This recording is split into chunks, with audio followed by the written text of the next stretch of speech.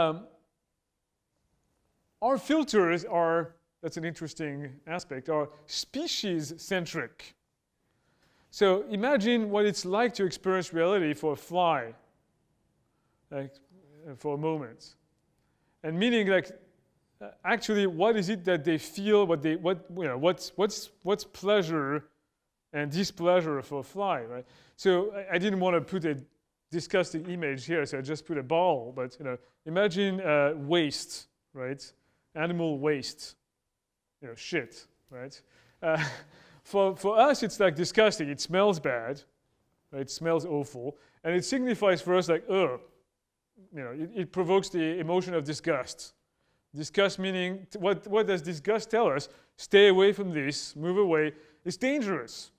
Illnesses could be had if you interact with that thing. So we know naturally we have developed a reaction of disgust and this, the association of a particular smell with displeasure.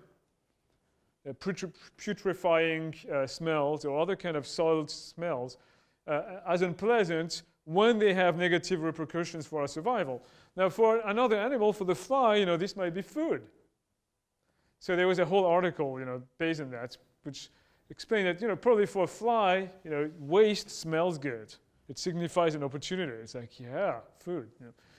So our species views reality very differently from other species, based on what we need to survive. So that's an interesting, again, biological view of understanding our filters. Culture shapes our filters. I'll take you a second to look at this interesting diagram. How do you greet people in different cultures? Right? In Western cultures, we shake hands. In Japanese culture or other kinds of cultures, you incline yourself. Maybe you join your hands, and greet people that way. You don't touch hands. Maybe you hand your business card, and that's how you greet somebody. And with two hands, like in Japan, if you hand your business card with one hand, it might be considered as impolite, as off hands. Here's my business card. You have to lean forward and give it with two hands, and take it with two hands as a sign of politeness, right? In some cultures, sense of space is completely different. Some cultures, it's very normal to be very close as a sign of friendship and intimacy, and in others, like America, you need more space for your boundary. So that's just a small aspect of culture, but every culture has different filters about what foods are good to eat.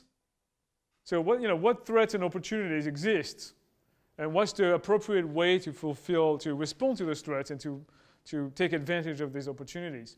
And it has to do with geography and history.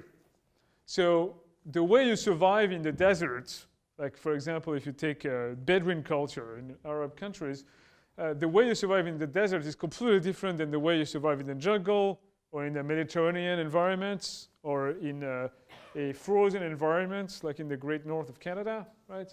So the cultures are really adapted to the environment that's out there, and how this environment allows you to survive or not. So cultural filters are essential. Language, which is related to culture, shapes our filters very much. And I was starting to talk about that with how children develop a mental model of reality. Naming things is a key learning moment. So when we chunk reality in functional gestalt, you have, often, like my son is right at this age where he's always asking, what's that? What's that? What's that? That's a truck. He already knows a lot of stuff. But if you see something, a new object that he has never seen before, it's like, what's that? And there has to be an explanation of what the purpose of that object is, what it does, right? And that's how you acquire concepts. You keep it in memory, like, that particular thing is a bottle opener, and you use it with wine, and you screw it in the cork, and you use it that way, and that's the purpose. You open a wine bottle with that bottle opener. That's become a functional gestalt in your mind. There's other stuff. Linguistics is the study of language, very interesting, related to psychology in many ways, because how we talk, language, structures very much how we think. Now, I know we've had a few people here mention they speak different languages. I speak French, obviously my native language, English, Spanish, some Portuguese, a little bit of German. But I'm really fluent in English and French, and those are the two languages I use most of the time. And I can tell you that I think differently in the two languages. When I go back to France, I in fact, and I'm surrounded by French-speaking people, and also the culture. So you have the language and the culture. But I really become a different person. I sort of not completely, I bring back some stuff from California, which sometimes leads people to criticize me, to be like, you're weird here, you're being uncouth, or you're kind of American there.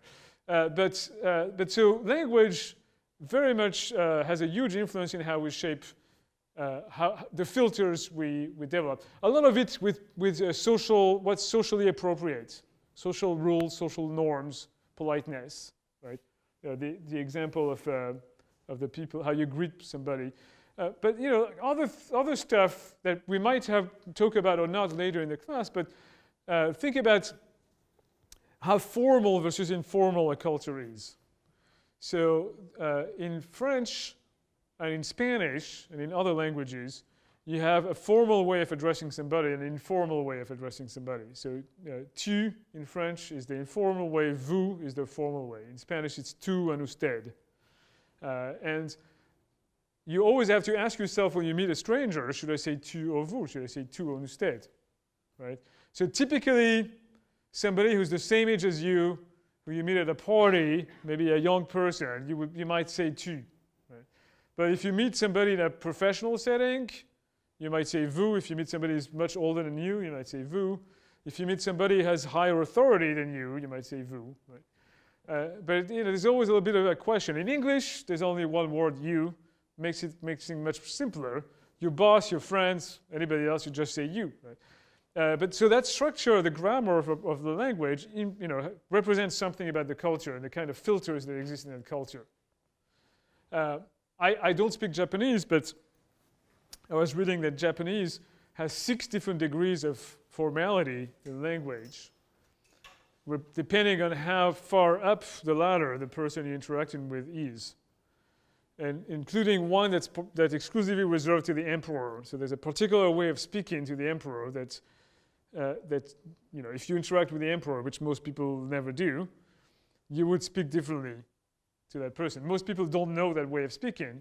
It's kind of like a courtly way of speaking, a flourish way of speaking that represents deference to, the emperor, right? So that indicates a culture that has a lot of formality as opposed to English, for example.